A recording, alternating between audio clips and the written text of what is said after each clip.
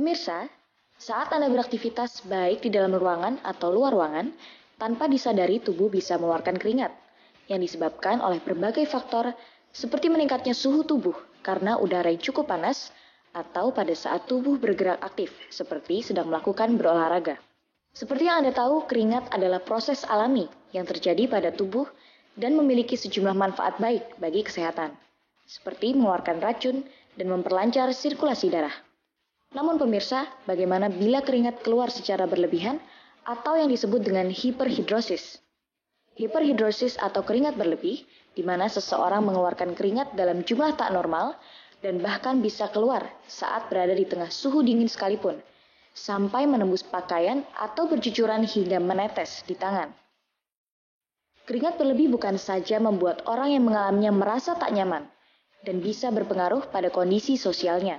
Keringat berlebih bisa terjadi karena beberapa faktor, seperti melakukan aktivitas olahraga, cuaca yang panas, atau saat seseorang sedang mengalami gelisah.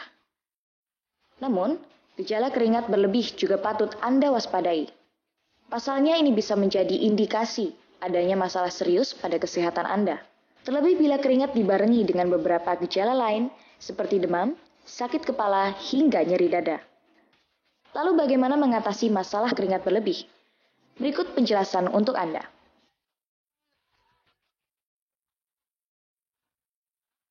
Oke, masalah keringat berlebih ini menjadi masalah. Bukan saja untuk pria, tapi juga untuk wanita tentunya. Dan masalahnya bukan cuma bau ya, Dr. Sila ya. Biasanya tuh jadi kurang percaya diri. Apalagi kalau misalnya ini lagi di studio dingin gitu, terus tiba-tiba basah semua, badannya kan lucu ya, Dokter Iya, Vito. aneh juga. Dan itu harus diketahui dulu. Siapa tahu ada penyakit lain yang kita harus segera diagnosis sebelumnya. Karena itu udah ada bersama kita Dr. Edwin Jim, seorang dokter spesialis penyakit dalam, konsultan penyakit tropik dan infeksi. Halo dok, selamat siang. Selamat siang. Kita membahas tadi mengenai keringat berlebih nih. Keringat berlebih kan orang kira paling cuma kenapa sih keringetan aneh nih gitu ya. Tapi sebenarnya mungkin ada penyakit lain yang kita mesti bahas juga ya. Salah satunya tadi mungkin ada orang nih kalau dia lagi serangan jantung, sakit dada, keringat dingin juga salah satu tanda juga sebenarnya. Dan ada penyakit metabolisme juga ya dokter ya. Betul. Jadi proses berkeringat adalah proses yang normal sebenarnya. Di mana kita kalau olahraga pasti keringat. Atau lagi keadaan stres pasti keringat. Namun menjadi masalah kalau tidak ada aktivitas fisik, tidak stres tapi berkeringat. Dan itu yang berlebihan jumlahnya sehingga itu akan jadi masalah. Nah ini banyak juga dok yang misalnya lagi makan tuh suka keringetan. Itu kalau kayak gitu gimana dok? Ya, jadi keringat itu salah satunya disebabkan karena misalnya kita makan yang pedas atau makanan yang hangat atau panas, maka akan merasa. Itu normal dok? Ya, sebenarnya itu proses fisiologis normal. Katanya kalau tangan keringetan terus kenapa tuh? Apa karena jantung? Nah itu nanti kita akan bahas ya. Nah ini ada mitos atau fakta nih dok yang beredar di masyarakat. Yang pertama, keringat berlebih ini tanda gagal jantung. Ya. Jadi ini adalah fakta. Fakta.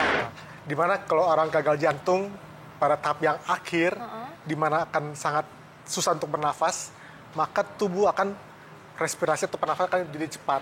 Dan maka akan juga merangsang sistem saraf simpatis sehingga akan tubuh berkeringat lebih banyak lagi. Tapi nggak semua yang keringetan berlebih itu berarti sakit jantung kan Iya, dok? tapi tidak semua dalam artian gagal jantung yang akhir. Tahap akhir biasa akan sangat berkeringat. Salah satu ciri-cirinya karena jantung lagi lemah dan dia berusaha untuk butuh tenaga ekstra lah yang jelas untuk dia bisa memenuhi kebutuhan oksigen dalam tubuh sehingga dia bekerja keras ketika sementara lagi istirahat juga, makanya akhirnya keringetan. Tapi kalau gagal jantung yang tahap awal biasanya sih tidak hiperhidrosis, tidak keringat berlebihan. Gitu. Nah berikutnya dok, keringat berlebih dapat timbul karena gangguan tiroid. Ini mitos atau fakta dok? Ini adalah fakta. Dalam artian terutama hipertiroid atau kelenjar hormon tiroidnya memproduksi hormon tiroid yang berlebihan. Sehingga akan merangsang keringat berlebihan.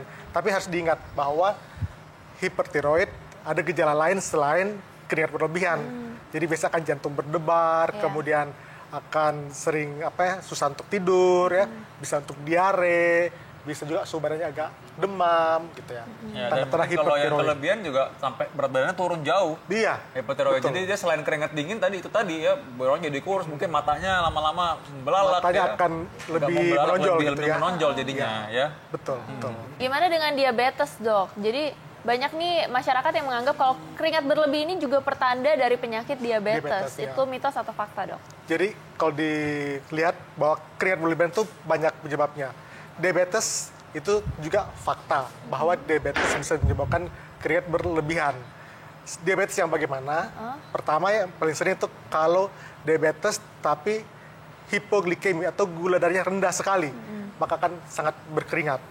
Namun selain itu bisa juga karena diabetes lama terjadi gangguan saraf atau disebut neuropati.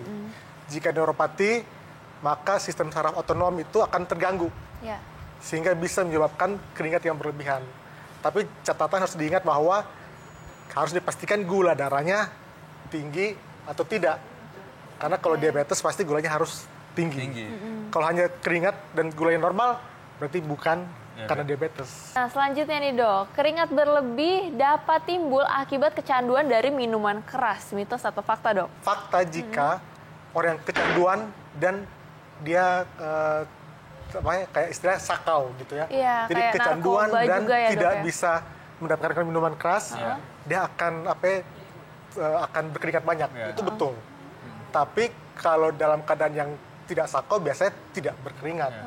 Berarti ini untuk peminum yang sudah berat banget ya, Dok, ya? Iya. Atau ini bagian dari proses dia ketika dia nggak dapat minuman itu ya dia gelisah gitu kan. Akan gelisah. Bagian dari proses kegelisahan dia itu. Jadi respon tubuhnya gitu loh yang begitu ya. Berikutnya nih, bahwa keringat ini dapat dipicu karena kehamilan. Jadi keringat berlebih ini dipicu karena kehamilan. Mitos atau fakta? Betul. Ini ada mitos, ada faktanya. Dalam artian pada kehamilan yang normal, biasanya sih tidak akan berkeringat berlebihan. Kalau misalnya udah besar tuh, Dok, kandungannya, biasa tuh ibu-ibu yang kandungannya besar tuh kayak padahal ruangannya dingin tapi kepanasan, terus bahkan dan banyak banget nih, Dok, sampai potong rambut itu. Iya. Jadi Gimana tuh, Dok? biasanya orang kalau hamil, terutama kalau yang sudah 9 bulan atau 8 bulan menjelang kelahiran, udah sangat besar. Sehingga dia akan sangat aktivitas fisiknya meningkat. Dalam artian dia jalan ada beban ya, otomatis akan seperti olahraga, akan berkeringat. Dari posisi tidur mau duduk aja setengah mati. Karena Jadi berat jadi aktivitasnya kayak berlebihan, olahraga gitu seperti ya, Dok? olahraga, betul. Oke. Tapi pada orang tertentu bisa juga jadi fakta dalam artian karena hamil gangguan hormonal. Gangguan hormonal itu akan salah satu yang bisa menyebabkan keringat berlebihan. Berikutnya. Fakta atau mitos, katanya stroke dapat memicu keringat berlebihan. Jadi adalah fakta, tapi tidak pada semua kasus. Jadi ada sebagian kecil kasus di mana gangguan dari sarafnya itu akibat stroke, maka menyebabkan gangguan saraf otonomnya, sehingga akan berlebihan keringatnya. Namun pada sebagian besar kasus tidak masalah, orang stroke tidak menyebabkan keringat berlebihan. Namun pada keadaan tertentu bisa keringat berlebihan. Oke. Tuh. Masih menarik nih. Bagaimana tips bagi orang yang mungkin punya keringat berlebihan nih? Contoh mungkin ini ya. Iya. Ini jadi ada orang mungkin untuk sapu tangan nggak cukup. Jadi harus begini ya, kayak handuk kecil gitu. Bisa diperos nanti keluar gitu banyak nanti isinya ya. Ya. Jadi ini kadang orang mesti siap begini. Nah, gimana nih tipsnya untuk orang yang keringat berlebihan gitu, Dok? Jadi kalau orang keringat berlebihan, pertama jangan pakai baju yang terlalu ketat. Karena kalau terlalu ketat, otomatis sirkulasi ventilasi udaranya akan kurang. Sehingga panasnya akan susah untuk keluar ya. Kemudian ya jangan sampai di suhu udara yang terlalu panas, kan itu kan memicu. Ya. Kemudian bisa pakai antiperspiran.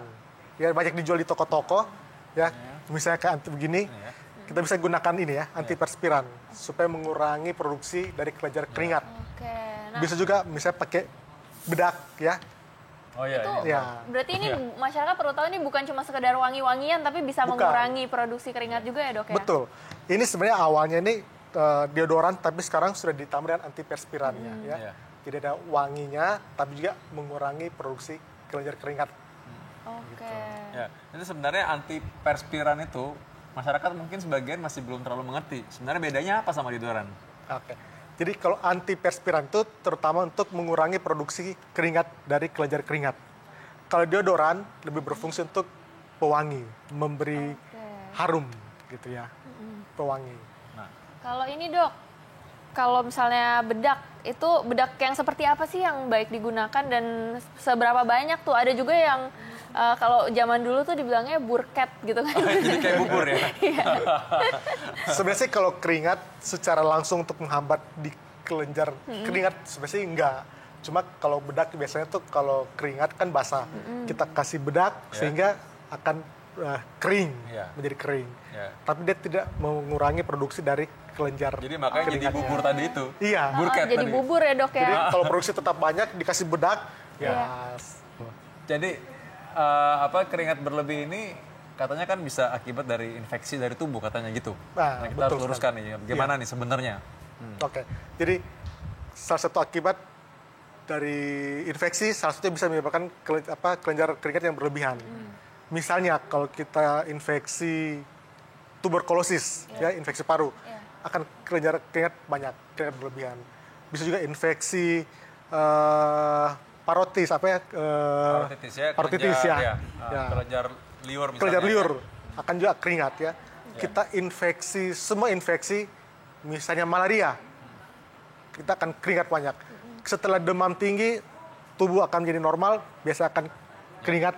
Sebenarnya keringat ini tujuannya apa? Untuk mendinginkan tubuh, untuk mengurangi panas dari tubuh. Jadi mitos atau fakta? Itu adalah fakta. Fakta.